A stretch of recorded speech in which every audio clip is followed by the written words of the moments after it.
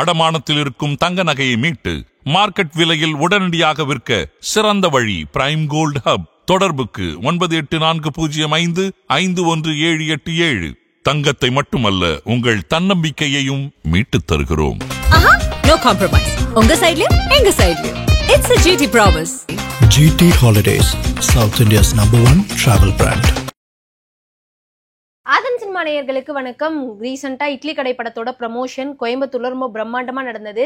அந்த ஈவெண்ட்டுக்கு அப்புறம் நிறைய பேர் விஜய் அவர்கள் கூட தனுஷை கம்பேர் பண்ண ஆரம்பிச்சிட்டாங்கன்னு நினைக்கிறேன். விஜய் அவர்களுக்கு ஒரு ஃபேன் பேஸ் இருக்கு, அவருக்குன்னு ஒரு கூட்டம் இப்ப வரைக்கும் வந்துகிட்டு இருக்கு. அதே அளவுக்கு தனுஷ்க்கும் வராங்க. விஜய் அளவுக்கு தனுஷும் ஒரு பெரிய ஆளு, அவருக்கும் ஃபேன் பேஸ் இருக்கு அப்படிங்கிற மாதிரி தொடர்ந்து பல விஷயங்களை பார்க்க முடியுது.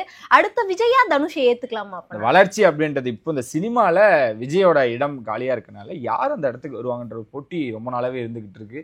எந்த நேரத்தில் சிவகார்த்தியின் கையில் துப்பாக்கியை கொடுத்தாரோ அப்போ இருந்து எல்லா துப்பாக்கியும் சிவகார்த்தினை நோக்கி தான் இருந்துகிட்டு இருக்கு அப்படின்ற ஒரு விஷயம் போயிட்டே இருந்தாலும், இந்த இடத்துல நம்ம மதராசி படத்தோட செலிப்ரேஷன் கேக்கெல்லாம் வெட்டி AR முருகதாஸ் அவர்களும் சிவகார்த்தியின் அனிருத்தும் இந்த டீமே கொண்டாடி இருக்காங்க.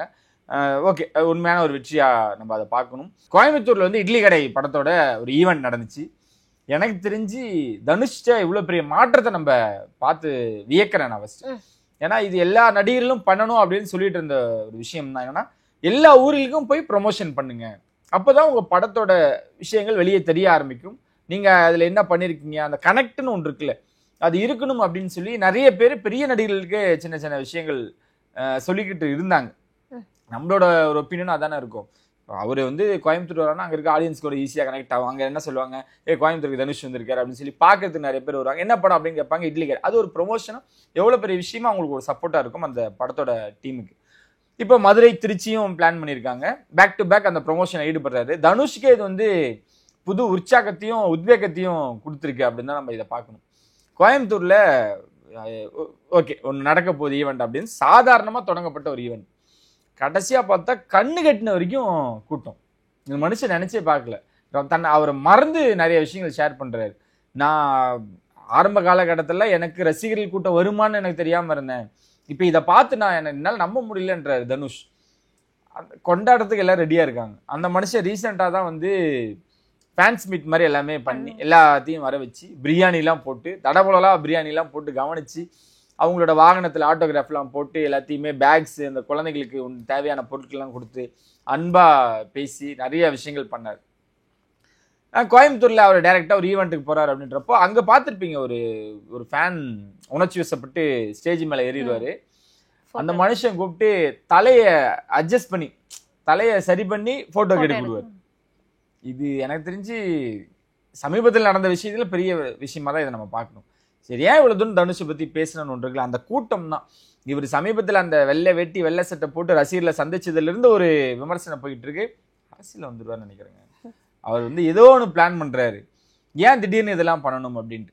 அவரோட இயக்கத்தில் வரக்கூடிய ஒரு படம், அது ரொம்ப ரசித்து தன்னை எப்படி சொல்கிறது ரொம்ப ஈடுபடுத்தி ஒரு படத்தை பண்ணியிருக்காரு இட்லி கடைன்னு. அந்த கதை அவரோட கனெக்ட் ஆகிருக்கு, மக்களோட பேசணும் அப்படின்றதுக்காக நான் என்ன ப்ரொமோஷன் ஆனால் பண்ணுறேன்றார். அடுத்தடுத்து அவருக்கு லைனப் எவ்வளோ இருக்குது, அதெல்லாம் விட்டுட்டு இந்த படத்துக்கு ப்ரொமோஷன் வரன்றார். வழக்கமாக அவர் நேரு ஸ்டேடியமில் மட்டும் ஒன்று பண்ணிட்டு கிளம்பிட்டு போயிட்டே இருப்பார், அந்த படம் பேசும் அப்படின்ற மாதிரி இருந்தாலும் இந்த படத்துக்கு நான் இறங்கி வேலை செய்கிறேன்னு ஒருத்தர் வந்திருக்காருல்ல, அதனால தான் அவர் இவ்வளோ தூரம் ப்ரொமோஷன் பண்ணுறாரு. கோயம்புத்தூரில் நடந்ததுமே பிளானே இல்லை, இவ்வளோ கூட்டம் வருவாங்கன்னு யாருக்குமே தெரியாது. நடுவில்லாம் சொன்னாங்க அதில் சின்ன சின்ன தள்ளுமுல்லாம் ஏற்பட்டுச்சு அப்படின்னு அது வழக்கமாக ஒரு கூட்டம்னு ஒன்று சேர்ந்தா அங்கே இருக்க தான் செய்யும். அவ்வளோ பெரிய க்ரௌடு சேர்ந்துருக்கு. விஜய்க்கு நிகராக இப்போ அவர் சுற்றுப்பயணத்தில் இருக்கார் விஜய். நாகப்பட்டினம் போனார், அதுக்கப்புறம் திருவாரூர் போனார். நாகப்பட்டினம் போனப்பெல்லாம் சேர்ந்த கூட்டத்துக்கு இணையாக இங்கே பாருங்கள் தனுஷுக்கு சேர்ந்துருக்கு. அப்போ ஒரு நடிகருக்கு சேர கூட்டம், அதை தான் இங்கே நம்ம இது பண்ணணும்னு நினைக்கிறேன். அதே கோயம்புத்தூர் ஈவெண்ட்டில் பார்த்திபன் அவர்கள்ட்ட அரசியல் சார்ந்த ஒரு கேள்விகள் கேட்பாங்க, அதுக்கு க்ரௌடு என்ன கத்துவாங்கன்னு நம்மளுக்கு தெரியும். அது தனுஷ் முன்னாடி தான் நடந்துச்சு. ஆனால் அங்கே தான் சத்யராஜ் அவர்களும் இருந்தாங்க, எல்லாருமே இருந்தாங்கன்னு வச்சு தனுஷ் அதை பார்த்து என்ஜாய் பண்ணுறாரு. ஓகே, பார்த்திபன்னா இப்படி தான் பேசுவார், இதுதான் மக்களை ஏற்றுக்கிட்டாங்க அப்படின்ட்டு. மக்களை பார்க்குறாரு, மக்களை சந்திக்கிறாங்க, படத்துக்கு ஒரு promotion, Dhanush happy, fans happy அப்படின்றப்ப சந்தோஷமாக அதை எடுத்துக்கணும். இன்னும் 2 ஏரியா போகிறாங்க. என்ன நம்மளுக்கு கொடுக்கக்கூடிய அந்த வீடியோ லிங்க்கில் நிறையா குளறுபடிகள் இருந்துச்சு அப்படின்னாலுமே கூட இனி வர இடங்களில் அது இருக்காமல் பார்த்துக்கு போகிறாங்க அப்படின்னாங்க. ஸோ அந்த அரசியலை நோக்கி தனுஷோட பயணமாக அப்படிலாம் கிடையாது. இப்போதைக்கு அவருக்கு ஐடியாவும் இல்லை. நேற்று ஆதிக்கு ஒரு இடம் போயிருக்காரு, ஏகே அடுத்த படத்தின் இயக்குனர், முந்தின படத்தோட இயக்குனர் எங்கேயோ ஒரு இடத்துக்கு போகும்போது நிறைய கேள்விகள் கேட்குறாங்க, அரசியல் சார்ந்து கேட்குறாங்க, எல்லா விஷயங்களும் கேட்குறாங்க. ரொம்ப கூலா அரசியல் பற்றி எனக்கு தெரியாதுங்க, அந்த நாலேஜ் இல்லை, அவ்வளோ நாலேஜ் இல்லைங்க, எனக்கு அரசியல் நாலேஜ் இல்லைங்க அப்படின்ட்டு. சரி என்ன படங்கள் போயிட்டு இருக்கு, அஜித்தோட படங்கள் வேலைகள் வேகமாக போயிட்டு இருக்கு, சீக்கிரமா இருப்பதுன்னு அவர் ஒரு லைட்டாக ஒரு அப்டேட். இதுக்கு முன்னாடி பண்ணது நான் தான் டைரக்டர் அப்படின்றது மீண்டும் அவர் நிரூபிக்கக்கூடிய இடத்துல இருக்காரு. ஸோ அந்த மாதிரி தனுஷுக்கு இப்போதைக்கு அரசியல் ஐடியான்றது இப்போதைக்கு இல்லை. ஆனால் அவருக்குன்னு இருக்கக்கூடிய ஃபேன் பேஸை வந்து அவர் காமிச்சிட்டு இருக்காரு, இந்த பலத்தை காமிச்சிட்டே இருக்காரு. நிறைய இடங்கள்ல அவருக்கு பின்னாடி தொடங்கினவங்கலாம் வந்து எனக்கு தான் ரசிகர்கள் அதிகம், எனக்கு தான் சமூக வலைத்தளங்களில் நிறைய பேர் இருக்காங்க, நாங்கள் தான் ஒரு டீம் வச்சு மேனேஜ் பண்ணுறோம்னு காட்டிட்டு இருக்க இந்த நேரத்தில் அந்த எதிரியாக இருக்கக்கூடிய 4 பேராக இருக்கட்டும், தனுஷ் எனக்கு போட்டி அப்படின்னு நினச்சிட்டு இருக்க நடிகர்களாக இருக்கட்டும், எல்லாருக்குமே வந்து என்னோட பலத்தை நீங்கள் பாருங்க அப்படின்னு சொல்லிட்டு சேர்த்தன கூட்டம் தான் அந்த கூட்டம் அப்படின்னே எடுத்துக்கலாம். இது இன்னொருத்தர் கீழே எழுதியிருக்காரு, சிம்பு போனாலும் அந்த கூட்டம் சேருமே அப்படின்னு. எல்லா நடிகர்கள் போனாலும் கூடும், அதுல மாற்று கருத்தே இல்லை. ஆனா இந்த தனுஷ் கூட்டின கூட்டம் எதிர்பார்க்காத அவ்வளவு கூட்டம் திரண்டு இருக்கு. ஜனநாயகம் படம் வந்து பொங்கலுக்கு ரிலீஸ் ஆக போகுது, நம்ம எல்லாருக்குமே தெரியும். ஜனநாயகனா பராசக்தியான்ற ஒரு விஷயமே போய்கிட்டு இருக்குல்ல, இந்த போட்டிக்கு நாங்களும் வரலாமான்னு இப்ப இந்த போட்டியில கருப்பு படம் வந்ததா கடந்த 2-3 நாட்களா ஒரே செம்மையா அந்த விஷயங்கள் போய்கிட்டு இருக்கு. இதுக்கு நடுவில் என்னன்னா, இந்த போட்டிக்கு நாங்க வரல, நாங்க வந்து ஜெயிலர் படத்தோட பாகம் 2 வருது இல்லையா, April 14 அந்த படம் ரிலீஸ்ன்றாங்க. அந்த படத்தை கூட சூர்யா அவர்களுடைய கருப்பு படம் வர்றதாகவும் சொல்லப்படுது. இந்த 2 விஷயங்கள எது நடக்கும்ன்றது தெரியல.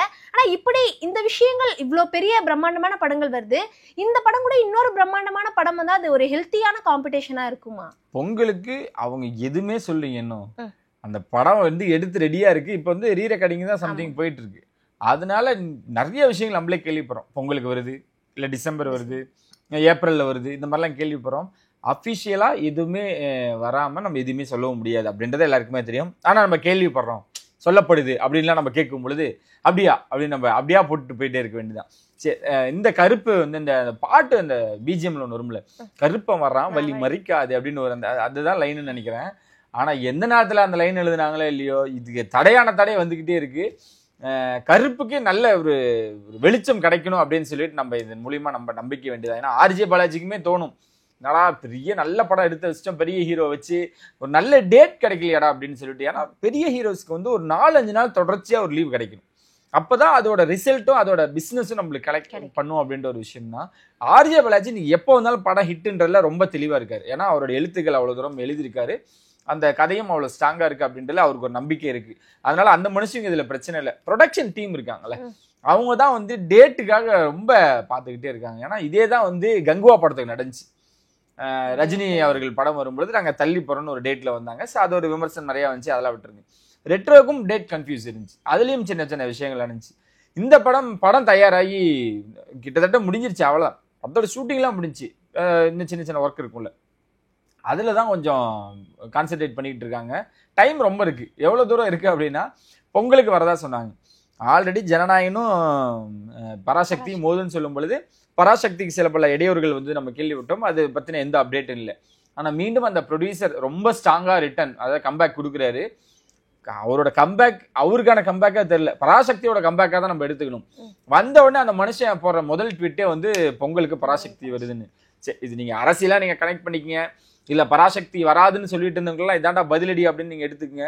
ஆனால் அந்த படம் வந்து ஒரு 4-5 நாள் கழிச்சு தான் பராசக்தி ரிலீஸ் ஆகுது. ஜனநாயகன் வந்து 5 நாள் கழிச்சு தான். இதையுமே எல்லாரும் எப்படி திரிச்சிருக்காங்கன்னா, பார்த்தீங்களா விஜய்க்கு எதிராக வந்து செயல்படுறாங்க அப்படின்னு சொல்லிட்டு ரெட் ஜெயண்ட்டுக்கும் அங்கேயே ஒரு மோதல் இருக்குது. அதுக்கெல்லாம் அவங்க கவலைப்பட மாட்டாங்க, ஏன்னா டேட் அவங்க கையில் இருக்குது. எப்போ இன்பன் பதவி ஏற்றாரோ அன்னையிலேருந்து இந்த டாக் கொஞ்சம் கம்மியாச்சுன்னா கொஞ்சம் நல்லாயிருக்கும் அப்படிதான் நம்ம எடுத்துக்கணும். அதனால பொங்கலுக்கு ஆல்ரெடி 2 பேர் இருக்காங்க. ஜனநாயகன் ரிலீஸ் ஆகி கொஞ்ச நாள் கழிச்சு தான் பராசக்தி ரிலீஸ் ஆகுது. 2 பேரும் அதை ஷேர் பண்ணிக்கிட்டோம், நம்ம அதில் நடுவில் போவானோம். ஆனால் கருப்பு ரிலீஸ் ஆனால் இப்போ எந்த டேட்டில் ரிலீஸ் ஆகும்னு ஒன்று இருக்குல்ல, அது எங்கேயாவது ஒரு இடத்துல இருந்துச்சுன்னா கொஞ்சம் சிக்கல்கள், ஸ்க்ரீனிங் இன்னும் கம்மியாகும். 2 படம்னா பாதி ஈக்குவலாக எடுத்துகிட்டு போயிடறாங்க அப்படின்னு. ஸோ பொங்கலுக்கு நம்ம போக முடியாது, வேற எப்போ போகலாம், ஹாலிடே கிடைக்கணும். ஏப்ரலில் ஒன்று விஷயங்கள் இருக்குது. சரி ஏப்ரல் போகலாமா அப்படின்னு சொல்லிட்டு யோசிச்சுக்கிட்டு இருக்காங்க. அந்த ஜெயிலர் 2 சன் பிக்சர்ஸ் அங்கே ஒருத்தர் ஜாம்பவான் இருக்கான், அவன் மறுபடியும் அவன் ஒரு சேரை போட்டானா எந்த சேருக்குமே இடம் இல்லை. அவர் அந்த படம் நல்லா இருக்கு நல்லா இல்லை விமர்சனம் அப்படி இப்படின்னு வந்தாலும் ரஜினி வராரு, இதில் சொன்ன மாதிரி தான் தலை வராரு வழி விடுன்னு பிரதீப் ரங்கநாதன் போட்ட ட்விட்டு தான் இவங்களுக்கெல்லாம் கரெக்டாக இருக்கும். ஜெயிலர் 2 ஏப்ரலில் முடிவு பண்ணிட்டாங்கன்னா எந்த படமும் வராது. ஏன்னா ஜெயிலர் 1 எவ்வளோ பெரிய விஷயங்களை கலெக்ட் பண்ணிச்சுன்னு தெரியும், அதோட எக்ஸ்பெக்டேஷன் ஒன்று தெரியும். கூலி வந்து 600 கோடின்றாங்க, கலெக்ஷன் மட்டும். அதனால அது ஜெயிலரோட எக்ஸ்பெக்டேஷன் தான் அதிகமாக இருக்கனால ஜெயிலரோட ரிசல்ட்டை பார்த்ததுக்கப்புறம் டூவில் என்ன பண்ணியிருப்பாங்க ஏது பண்ணியிருப்பாங்க. சும்மா இல்லாமல் நெல்சன் வேற பயங்கரமாக ரெடி ஆகிட்டு இருக்குன்னு இருக்காரு. யோகி பாபுவும் ஒரு மேடையில் நல்லா இருக்குன்னு இருக்காரு. ரஜினி அவர்களும் விறுவிறுப்பாக போயிட்டு இருக்குன்றாரு. எல்லாருமே ஒரு ஹோப் கொடுக்கும் பொழுது அந்த படத்தின் மேலே நம்பிக்கை அதிகமாக தான் வரும். நெல்சன் அப்படின்றப்ப அந்த காமெடியெல்லாம் சொல்லவே வேணாம். அதனால இந்த படத்துக்கு அதிகமான எதிர்பார்ப்புகள் இருக்கு. நம்ம அங்கே போவானா, அங்கே போய் நம்மளுக்கு மறுபடியும் ஸ்க்ரீனிங் கம்மியாகி கலெக்ஷன் கம்மியாகிறதுக்கு நம்ம இன்னும் கொஞ்சம் தள்ளியே வரலான்னு பிளானில் இருக்காங்க. ஏப்ரல் எனக்கு தெரிஞ்சு ஜெயிலர் 2 மோதுறது வாய்ப்புகள் ரொம்ப கம்மி. அதுக்கு நம்ம ஜனநாயகன் பராசக்தியோட மோதிடலாம். அந்த 2 படமும் பார்க்கக்கூடிய ஆடியன்ஸ் 3ஆவது நம்ம படம் பார்ப்பாங்க. ஜெயிலர் 2 பார்த்தா அது அதிகமான ஸ்க்ரீனிங் எடுத்துக்கொண்டதில் ரொம்ப தெளிவாக இருக்காங்க. ஆனால் கருப்புக்கு நம்ம சொன்ன மாதிரி சீக்கிரமாக வெளிச்சம் கிடைக்கணும். ரிசல்ட் டேட் போடுங்களா, ஒரு ஏதாவது பாட்டியாவது ரிலீஸ் பண்ணுங்க. சாய் வேற டியூட்ல கொடுத்த ரிசல்ட்னு ஒன்று இருக்குல்ல, ஃபர்ஸ்ட் பாட்டு வந்தப்பே ரொம்ப அடிச்சாங்க, அதுக்கப்புறம் கொண்டாட ஆரம்பிச்சிட்டாங்க. 2வது பாட்டு ரிலீஸ் ஆயிருக்கு, அதை பத்தி யாருமே இந்த விமர்சனம் இல்லை. எப்படியும் கொஞ்ச நேரத்தில் கொண்டாடிடுவாங்க அந்த பையனை, அதனால நம்ம அங்கே கிட்டே போகக்கூடாதுன்னு அதை பத்தி எதுவும் போடல. கருப்பு வந்துச்சுன்னா சாய்க்கு ஒரு மிகப்பெரிய ஒரு அங்கீகாரம் கிடைக்கும். ரொம்ப இது பண்ணிக்கிட்டு இருந்தாங்க, அதெல்லாம் உடச்சி சாய்க்கு இன்னும் ஒரு பெரிய ஒரு வரவேற்பு கிடைக்கும் அப்படிதான் நம்ம நம்பணும்.